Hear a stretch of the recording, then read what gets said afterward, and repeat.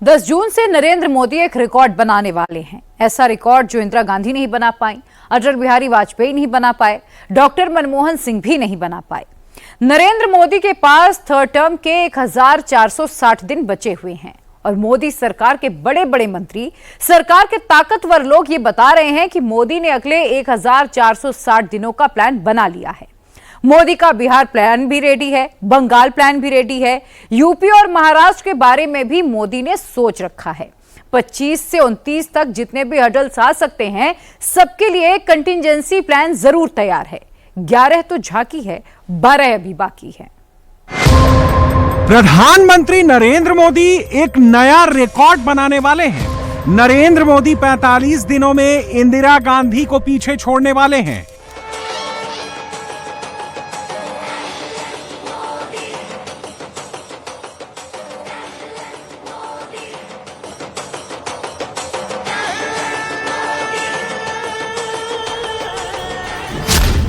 इंदिरा गांधी लगातार 11 साल 59 दिनों तक कंटिन्यूटी में भारत की प्रधानमंत्री रही थी।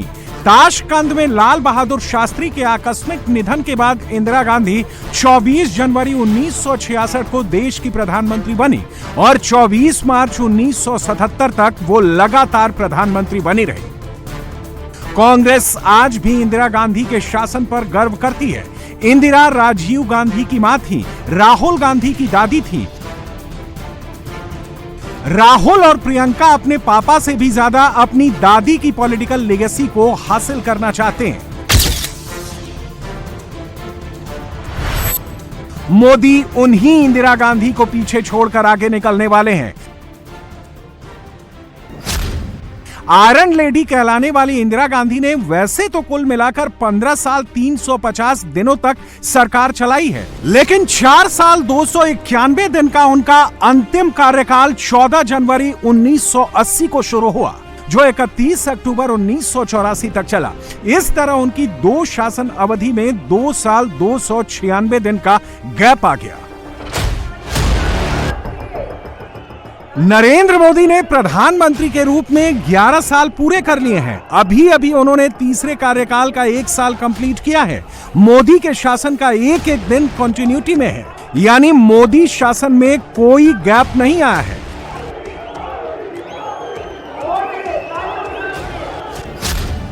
नरेंद्र मोदी ने 26 मई 2014 को पहली बार प्रधानमंत्री पद की शपथ ली थी।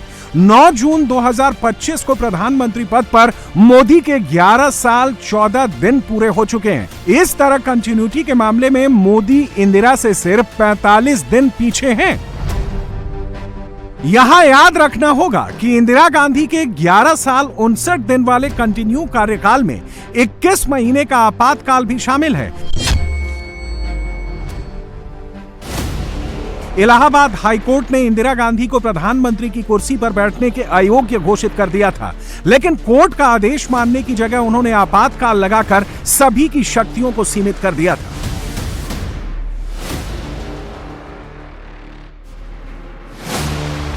इस मामले में नरेंद्र मोदी पर कोई दाग नहीं है। मोदी ने इंदिरा गांधी की तरह कोई आपातकाल नहीं लगाया। मोदी ने इंदिरा की तरह नागरिक अधिकारों को सीमित नहीं किया।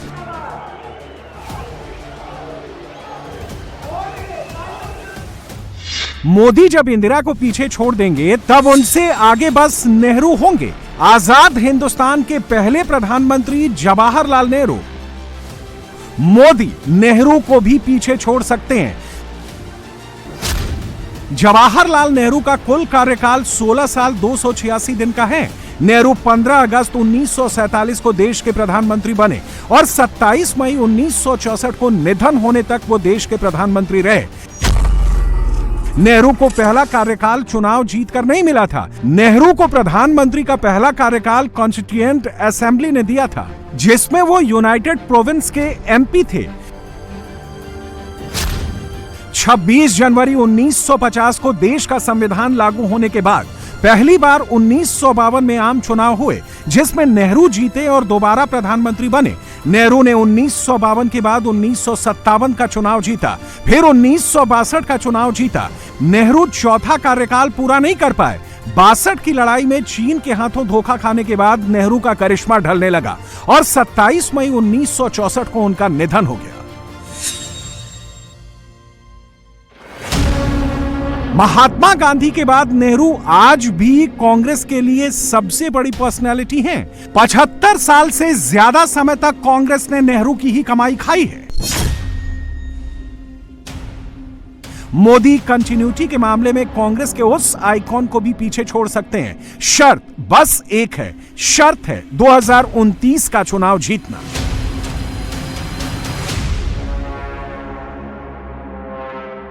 अगर मोदी 29 वाला चुनाव जीत जाते हैं तो 2031 में वो शासन का 17वां साल पूरा कर लेंगे। तब वो नेहरू को भी पीछे छोड़ देंगे। एक मामले में तो मोदी 2029 में ही नेहरू से आगे निकल जाएंगे। नेहरू ने कांग्रेस को 3 लगातार चुनाव जितवाए, 1952, 1957 और 1962 के चुनाव। इंदिरा ने भी कांग्रेस को 3 चुनाव जितवाए, 1967, 1971 और 1980 के चुनाव। बीच में 1977 का चुनाव हुआ जिसमें इंदिरा हार गई। नरेंद्र मोदी भी बीजेपी को 3 लोकसभा चुनाव जितवा चुके हैं, 2014, 2019 और 2024। 2029 का चुनाव मोदी के लिए चौथा लोकसभा चुनाव होगा। इस देश में अब तक कोई भी प्रधानमंत्री 4 बार चुनाव नहीं जीत पाया है। 29 में मोदी के पास यह करिश्मा करने का मौका होगा। 29 जीतते ही मोदी सबसे ज्यादा चुनाव जीतने वाले प्रधानमंत्री हो जाएंगे। आज के दिन मैं 2014 से पीछे जाऊं इसकी आवश्यकता नहीं है, लेकिन हमको ये याद रखना चाहिए कि that government before 2014 was full of corruption. भ्रष्टाचार से आकंठ डूबी हुई सरकार थी, घोटालों से में संलिप्त सरकार थी और तुष्टीकरण के साथ काम करने वाली सरकार थी। एक नेगेटिविज्म का वातावरण था, कुछ नहीं बदलने वाला। लेकिन 2014 के बाद हमने ऑप्टिमिज्म देखा है। आज हम मतलब मैं नहीं, भारत का आम नागरिक कहता है मोदी है तो मुमकिन है। मोदी जी के बारे में ये धारणा बनना कि वह समस्याओं का सॉल्यूशन करेंगे और समस्याओं को सॉल्व करेंगे, ये आम व्यक्ति की धारणा बन गई है। 70 साल से गरीबी हटाओ का नारा लेकर के हम नहीं चले रहे, हमने गरीब कल्याण करके दिखाया है। सरकार में कंटिन्यूटी की बड़ी अहमियत होती है। अंतर्राष्ट्रीय स्तर पर देखें तो पुतिन अपनी पॉलिसी को बेहतर ढंग से इसलिए लागू कर पाते हैं क्योंकि उनके शासन में कंटिन्यूटी है। चीन में जिनपिंग का शासन भी कंटिन्यू वाला है। दूसरी तरफ अमेरिका है, जहां ट्रंप के बाद बाइडन और बाइडन के बाद ट्रंप आ जाते हैं तो अमेरिकी सरकार की पूरी पॉलिसी ही पलट जाती है। शासन में कंटिन्यूटी रहे तो पॉलिसी में कंटिन्यूटी रहती है। बार बार सरकार बदलने से कंटिन्यूटी ब्रेक होती है। 3 टर्म का पहला साल कंप्लीट करने के बाद नरेंद्र मोदी ने जो लिखा उसमें इन 4 शब्दों पर गौर कीजिए। जन जन का कल्याण, उम्मीदों को पंख, निष्ठा और सेवा भाव, जिससे सबका जीवन हो आसान। गृह मंत्री अमित शाह ने जो लिखा उसके कुछ शब्दों पर भी गौर कीजिए। अमित शाह ने मोदी के पहले यूपीए के शासन के बारे में लिखा है, पॉलिसी पैरालिसिस, घोटाले चरम पर, अर्थव्यवस्था जर्जर और शासन व्यवस्था दिशाहीन। 2014 में मोदी को ऐसा ही देश मिला था। यूपीए 2 का शासन पॉलिसी पैरालिसिस वाला था। मोदी के पीएम बनने से पहले सरकार का कोई अधिकारी कोई फैसला नहीं लेना चाहता था, किसी फाइल पर सिग्नेचर नहीं करना चाहता था, क्योंकि उन दिनों करप्शन चरम पर था और अधिकारी नेता के भ्रष्टाचार की बलि नहीं चढ़ना चाहते थे। नरेंद्र मोदी ने 11 साल में वो हालात बदल दिए। मोदी वो काम भी कर रहे हैं जो पिछले 35, 40 साल से लटके हुए थे। चुनाव की चर्चा मैं जरूर करना चाहूंगा कि नरसिम्हा राव जी के टाइम पर शिलान्यास रखा गया था। देखिए गवर्नमेंट के एक्शन को। नरसिम्हा राव जी के टाइम पर 1995 में रखा गया था और इसको अटल जी ने project of national importance declare किया और पूरा करने का काम प्रधानमंत्री मोदी जी ने 6 जून को अभी 3 दिन पहले उसको पूरा किया, वो भी हमको ध्यान में रखना चाहिए। तो इसलिए समस्याओं को टालते रहना ये इस सरकार की न रीति रही न नीति रही। सरकार ने समाज के सभी वर्गों की चिंता करते हुए कोशिश की कि उनके जीवन में सुधार हो, और आज पूरी ताकत के साथ हम विकसित भारत की ओर एक लंबी छलांग लेने के लिए तैयार हुए हैं। प्रधानमंत्री ने 11 साल के काम को 175 सेकंड के वीडियो में समेट दिया। जानते हैं क्यों? क्योंकि मोदी जानते हैं कि जो हो चुका सिर्फ उससे बात नहीं बनने वाली। महत्वपूर्ण यह है कि आगे क्या करना है। पिछले 11 साल में मोदी ने कई बड़े काम किए हैं जो 29 के लिए पॉजिटिव हैं। राम मंदिर और यूसीसी हिंदू वोट के लिए पॉजिटिव, धारा 370 बीजेपी के कोर वोट के लिए पॉजिटिव, ऑपरेशन सिंदूर राष्ट्रवादी सोच के लिए पॉजिटिव, नंबर 4 की इकोनॉमी युवा वोट के लिए पॉजिटिव, वेलफेयर स्कीम गरीब वोट के लिए पॉजिटिव, फ्री राशन से लेकर उज्ज्वला सिलेंडर तक और जन धन खाते से लेकर पीएम आवास योजना तक नरेंद्र मोदी के कई ऐसे काम हैं जो इलेक्शन के वोट मैग्नेट का काम करते हैं। फिर भी 29 से पहले मोदी के सामने इम्तिहान ही इम्तिहान है।